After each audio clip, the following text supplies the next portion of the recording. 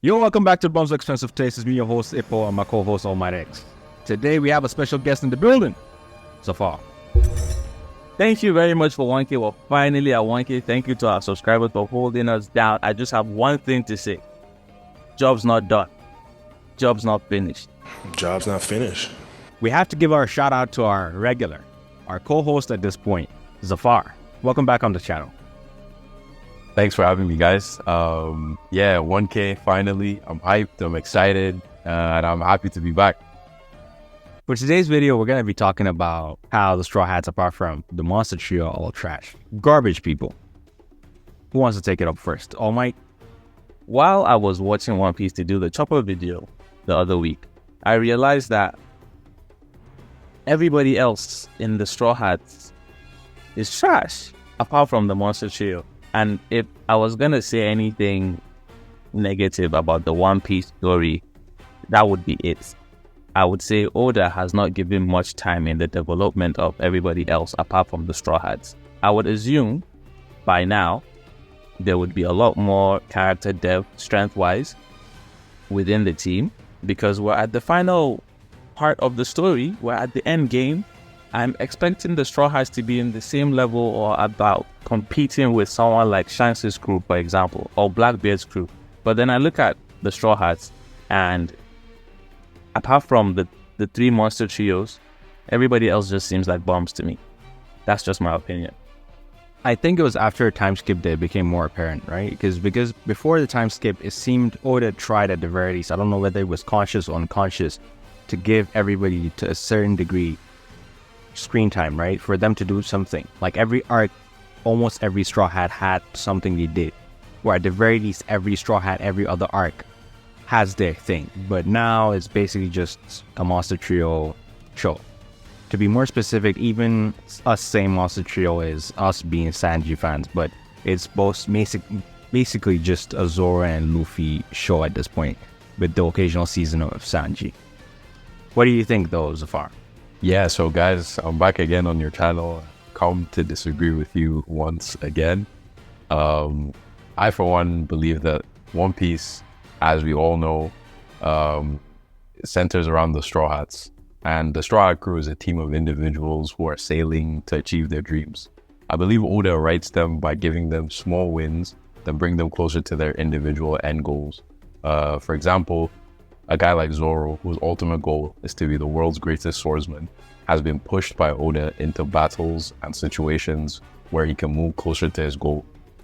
In contrast, Nami, who's trying to be a cartographer and draw a map of the world, this is a dream that can be achieved, I'm sure you guys would agree, with significantly less involvement in combat. You would still need to be able to hold your own going into the Grand Line and going into the New World, but you wouldn't need as much combat ability, I guess, as a character like Zoro or Luffy, just because of the dream aspect. And then I think we have to think as readers, what level of strength, toughness, or durability would we be content with for a doctor, a cartographer, or any other role that, you know, anyone else on the crew has. And I think like the discontent from us as readers comes from comparisons and, you know, theoretical matchups and just general shonen manga fan tendencies. I believe all the fighters in One Piece so far that we've seen, with the exception of maybe Kobe, the hero, that are the cream of the crop. So I mean the very best fighters we've seen in One Piece. These are guys who've been training since they were kids. Luffy, Shanks sailed with Roger since he was a kid. Kaido, just, you know, anybody who you can name. Anyone who's a great fighter right now, who's at the very top, has been training since they were a kid or fighting since they were a kid. Whereas when you look at like characters like Chopper, who was a reindeer before he ate the fruit and became sentient, and Nami, who was on her village, who's also been through a lot, but not necessarily 1v1 combat situations. You can kind of see that they're just not built like that, for, you know, lack of a better term. And I think even with that, Oda has done a good job with planting the seeds, kind of. He's given them individual wins that bring them closer to, you know, the strength level that I guess the readers would like to see them have. Nami has Zeus. Zeus is a piece of Big Mom's soul, and with that, she was able to one-shot ulti with the lightning thing. I'm not sure what chapter that was, but yeah, I'm sure you guys know what I mean. Chopper fought Queen, and he was able to hold his own. He also cured Queen's virus. Brook clashed with Big Mom, and so many other small wins. Usopp getting his Haki moment, and speaking of Haki as well, it took Luffy and Cole 2 years of training just to get to the level of Haki they were at after the time skip. So I feel like Oda giving the weaker members of the crew, I guess, insane power-ups would be kind of inconsistent to everything he's shown us so far. But yeah, what do you guys think? Honestly, I think like Nami specifically, before the time skip, Oda showed segments or times where she was working on her maps and stuff like that, but now he no longer gives that screen time. Also, Chopper, him is not even an individual thing. It's like a group thing. Like, we left Wano. He saw these kids that were laughing uncontrollably, like an entire village that have lost their emotions, essentially. And he just said, bro, guys, I got things to do. Fight. Right? Like, he could have done something. Like, that could have furthered his dream of Jiren and everything, but he didn't even pay it attention.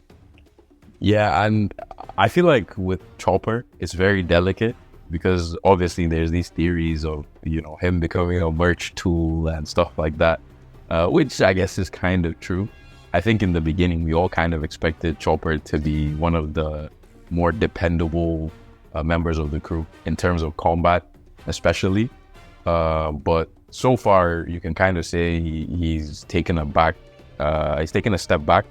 He's kind of more in the shadows. He's not really amongst the top guys in that department, which is kind of disappointing from when we were first introduced to him, for sure. You see, I would agree with you in terms of Oda is lifting up the characters in a certain direction because their goals are not the same, and not everybody is meant to be a heavy hitter or fighter in the crew.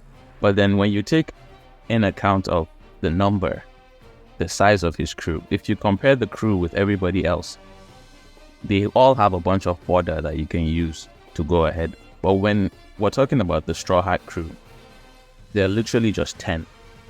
So for you to be able to reach a goal like finding the One Piece, every single person in the crew base should be formidable as a fighter, especially in basic things like Haki. If you can remember, before we got to the New World, this was Sabodi. Everybody in the Kuja clan has Haki. It was kind of staple amount. You would not be able to survive, in the New World without something as basic as Haki. From the introduction of low-gear fruits, are you trying to tell me that any low-gear person can beat any of the Straw Hats at this point? Like, even with the way things are going in the story, apart from the Monster Trio, Jinbei, nobody can beat Log Town Smoker. Things is not consistent. And I was just sitting down looking at the story as a whole, and I was looking at the individual members of the crew, and I felt all these other people, apart from the Monster Trio, their best moments usually came before the time skip, apart from Brook, which we met him after the time skip. But everybody preferred Chopper when he was before the time skip. Usopp's best moment came before the time skip. People, arguably, people would say his best moment was in Dressrosa, but I believe his best moment was his fight against Luffy. And from somebody that comes through that, he was really giving that Batman vibe. Yes, he's a coward, but more could have been done to show the progression of these characters.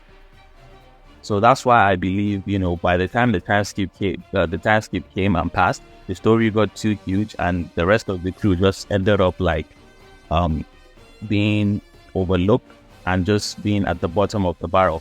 Whenever something happens in the crew, it's just like Oda. It feels like Oda is saying, "Take this, just take it, and take whatever, like charity, yeah. Like I'm begging Oda, please give me some good Usopp or good Robin content. That's how I actually even felt for me with the Demon Robin thing. I didn't even understand it, but because we don't get any Robin content, and I remember Robin in Alabasta, I was like, finally.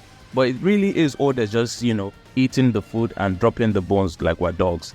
And that's how I feel whenever he even does anything remotely towards the Straw Hat. But on the other hand, Zoro, oh my god, Oda stays sucking on that. Yo, chill. It's just the truth, man. It is just the truth. I mean, I would say I kind of agree With them. Yeah, I hear you. I would say I definitely agree with what you said. But I think Usopp, for example, is kind of a wild card. He wants to be a great warrior of the sea. I think by a lot of people's standards, the people who he grew up with back home, he could go back home and be considered a great warrior of the sea. So I feel like his dream is kind of like a wild card, so to say. We don't know where it's going to stop. How brave of a warrior does he want to be? And things like that. So I feel like it's kind of hard to determine Usopp's ceiling in that regard. Robin, I feel like, has always been one of the top fighters, but just been given a backseat by Oda for some reason. I never really understood. She's always kind of put into these team fights. And I think that's the thing. Frankie? Remember Frankie in Water 7? Remember how Frankie was in Water 7? Look at him now, for God's sake. I mean, he's cool now. He's decent. He has the Frankie Shogun. You know what I mean? He's doing all right. He's a Power Ranger. That's not a bad thing. He's literally Genos. That's not a bad thing, though. I mean, what do you think, Black April? I don't know about you, but I don't want Power Rangers in my crew. I think it's an interesting way that Oda is taking the crew right now, right? And I think everybody has their favorite characters and like where they think the characters are gonna magically end up, I guess, because at this point we don't even have a path.